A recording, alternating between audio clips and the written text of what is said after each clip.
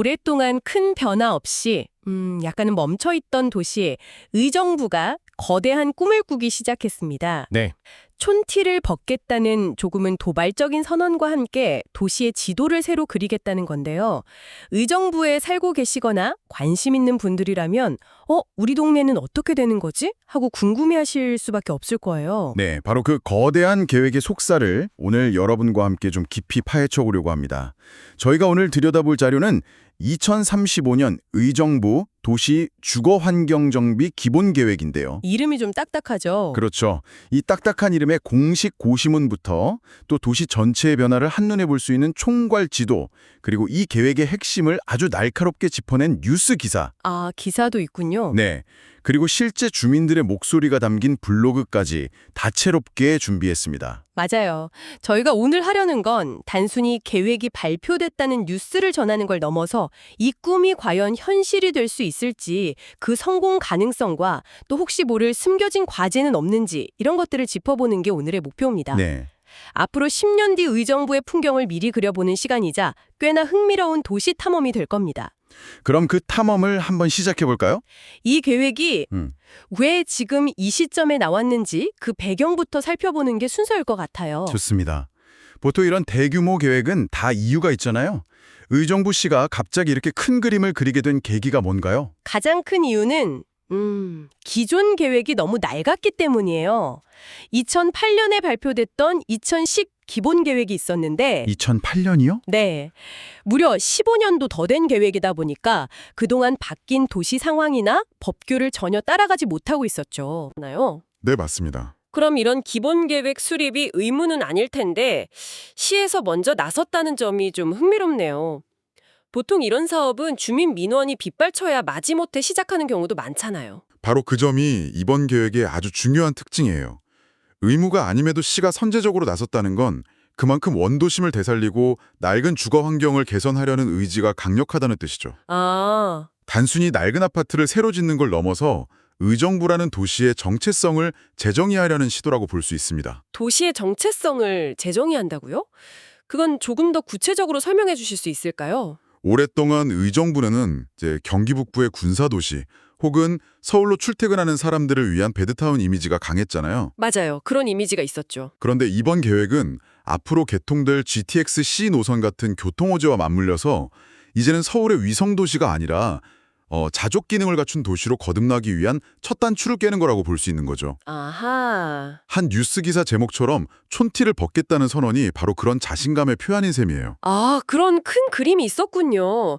촌티를 벗는다는 표현이 처음에 좀 재밌다고만 생각했는데 도시의 체질 자체를 바꾸겠다는 그런 야심찬 포부였네요. 네, 맞습니다. 그럼 그 포부의 규모는 어느 정도인가요? 정말 어마어마해요. 어마어마하다고요? 네, 이번 계획으로 총 23곳의 정비예정구역이 지정됐거든요.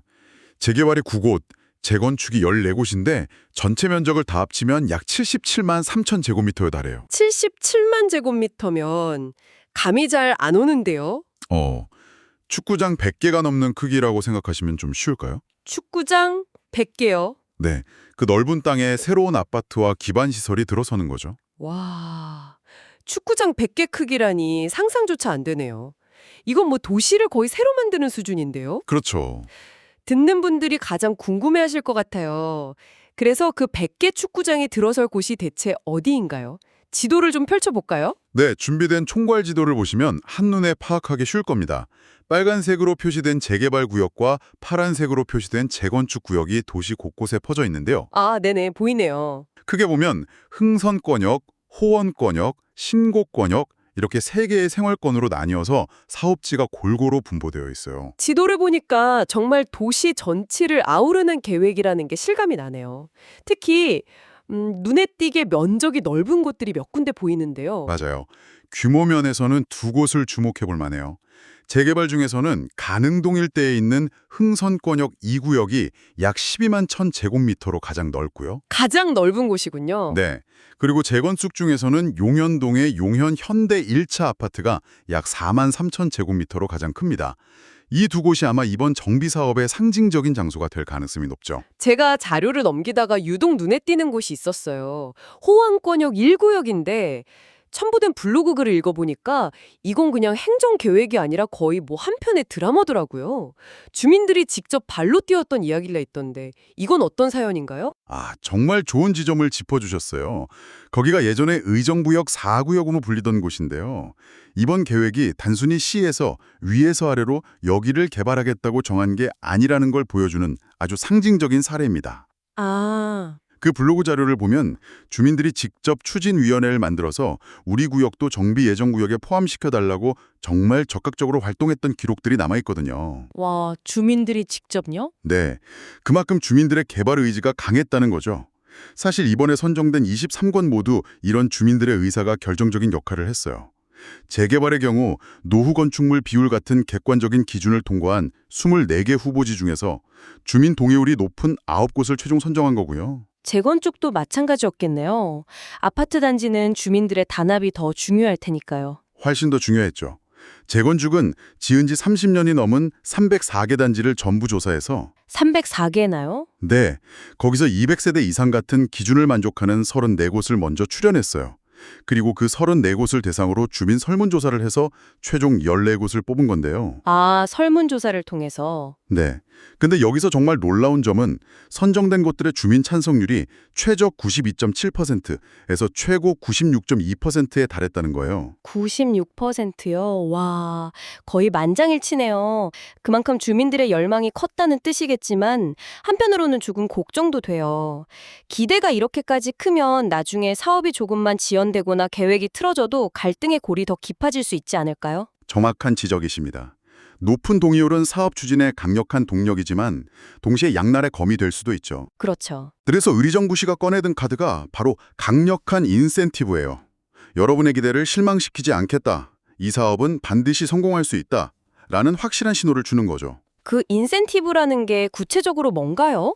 계획은 멋지게 세워놨는데 사업성이 없어서 첫 삽도 못 뜨고 흐지부지 되는 경우도 많잖아요. 맞아요. 그래서 이번 계획의 성공 가능성을 높이는 핵심 열쇠가 바로 이 인센티브에 있습니다. 가장 중요한 건 용적률과 종상향이라는 두 가지 카드예요. 용적률, 종상향. 아, 듣기만 해도 조금 어려운데요. 저희 청취자분을 위해 아주 쉽게 설명해 주실 수 있을까요? 물론이죠.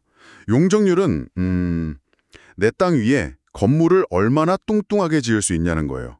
200%면 땅 면적의 2배만큼, 400%면 4배만큼 연면적을 지을 수 있는 거죠. 아하, 이걸 법에서 허용하는 가장 높은 수치까지 꽉 채워서 허용해 주겠다는 겁니다. 땅을 최대한 효율적으로 쓰게 해준다는 거군요. 그럼 종상향은 뭔가요? 종상향은 아예 땅의 등급을 올려주는, 뭐랄까, 치트키 같은 거예요. 치트키요? 네. 예를 들어 아파트를 15층까지밖에 못 짓는 2종 일반 주거지역 땅을 30층 이상도 지을 수 있는 3종 일반 주거지역으로 등급을 올려주는 식이죠. 이걸 적용하면 같은 땅의 아파트를 훨씬 더 많이 지을 수 있게 되니 사업성이 완전히 달라지는 겁니다. 와, 그야말로 치트키네요. 이게 실제로 얼마나 큰 혜택인지 숫자로 보면 더 와닿을 것 같아요. 네, 한 기사에 나온 예시를 보면 확실히 이해가 돼요. 만약 5만 제곱미터 면적의 3종 일반 주거지역 땅을 준주거지역으로 종성향, 즉 한 단계 더 등급을 올려주면요. 네. 우리가 흔히 말하는 34평형 아파트, 전용 면적 84제곱미터짜리를 약 260세대나 추가로 지을 수 있게 된대요. 260세대요. 웬만한 아파트 한 동이 그냥 더 생기는 거네요. 그렇죠. 조합이나 건설사 입장에서는 정말 군침 도는 조건이겠어요? 네. 사실상 사업성 걱정은 하지 마라. 시에서 최대한 밀어주겠다는 강력한 메시지인 셈이죠. 여기에 더해서 광역철도역, 그러니까 GTX역 같은 곳에서 400m 안에 있는 역세권 지역은 심의를 거쳐서 준주거 지역으로까지 상향할 수 있도록 길을 활짝 열어뒀어요. 정말 파격적이네요. 그런데 이렇게 23곳이나 되는 사업이 한꺼번에 시작되면 부동산 시장이 들썩이거나 전세난 같은 부작용이 생길 수도 있을 것 같은데요. 시에서도 당연히 그 점을 고려했습니다.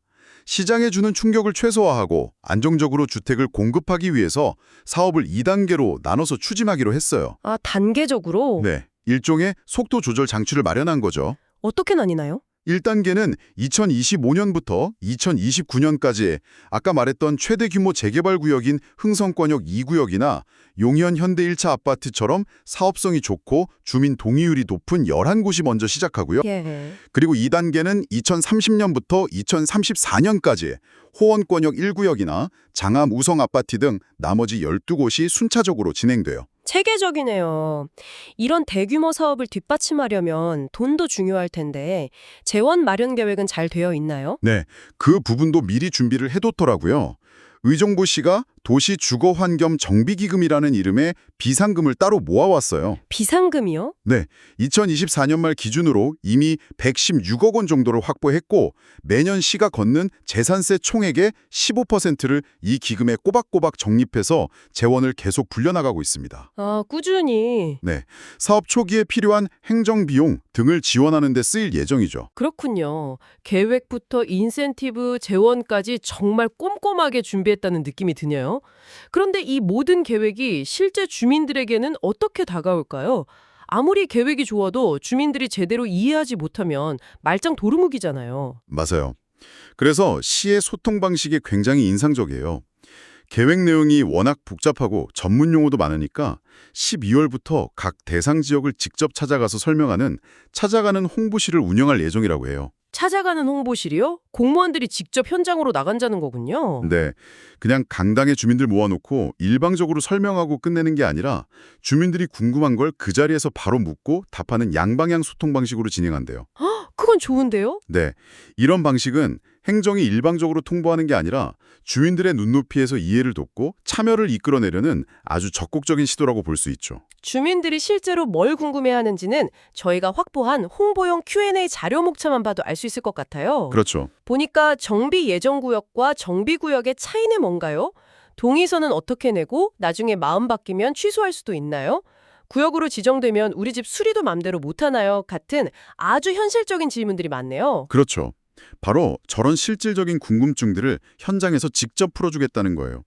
예를 들어 정비 예정구역과 정비구역의 차이만 해도 헷갈리기 쉽잖아요. 네, 저도 헷갈려요. 예정구역은 말 그대로 이 지역은 앞으로 정비사업을 할 후보지입니다 라고 찜해놓은 단계고 여기서 주민 동의를 거쳐 구체적인 개발 계획이 확정되어야 비로소 정비구역으로 지정돼서 본격적인 사업이 시작되는 거거든요. 아, 단계가 다른 거군요. 네, 이런 미묘한 차이를 주민들이 정확히 알아야 오해도 없고 사업도 순조롭게 진행될 수 있죠. 듣고 보니 아까 이야기했던 의정부역 4구역 블로그 글이 다시 생각나네요. 거기 추진위원회 안내문에 이번에 포함되지 않으면 5년 뒤에나 재신청이 가능하다는 아주 긴박감 넘치는 문구가 있었거든요. 맞습니다. 그만큼 주민들의 역할이 절대적이라는 의미겠죠? 바로 그거예요. 이번 기본계획 발표는 마라톤의 출발 신호탄에 불과합니다. 실제 트랙을 달리고 완주라는 주체는 각 구역의 주민들이에요. 시의 계획과 지원은 어디까지나 페이스메이커 역할인 셈이죠. 주민들이 얼마나 한마음으로 뭉쳐서 사업을 이끌어 가느냐에 모든 게 달려 있어요. 자, 오늘 저희는 2035 의정부 도시정비 기본계획이라는 방대한 자료를 가지고 의정부의 미래를 미리 그려보는 시간을 가져봤습니다. 23개 구역을 대상으로 한 단계별 추진 전략, 사업성을 획기적으로 높이기 위한 파격적인 인센티브, 그리고 주민들과의 눈높이 소통을 위한 노력까지 네, 전반적으로 굉장히 체계적이고 야심차게 준비된 계획이라는 인상을 받았어요. 맞아요. 도시의 미래를 위한 청사진은 정말 멋지게 그려졌어요. 하지만 이제부터가 진짜 시작이죠. 이 계획이 성공적으로 현실이 되려면 시의 꾸준한 지원과 변화하는 부동산 시장 상황, 그리고 무엇보다 각 구역 주민들이 수많은 난관을 어떻게 헤쳐나가느냐는 복합적인 함수가 남아 있습니다. 마지막으로 이런 질문을 던져보고 싶네요. 이 잘 짜인 종이 위의 계획이 각 동네의 역동적인 현실과 만나 과연 어떤 모습으로 구체화될까요? 어쩌면 23개의 구역은 이제 막 각기 다른 출발선에 선 23명의 선수와 같을지도 모르겠습니다. 흥미로운 비유네요. 앞으로 10년 동안 이 선수들이 각자 어떤 개성 있는 레이스를 펼쳐나갈지 그 과정을 지켜보는 것은 의정부의 미래에 관심 있는 분들에게 아주 흥미로운 관전 포인트가 될 것 같습니다.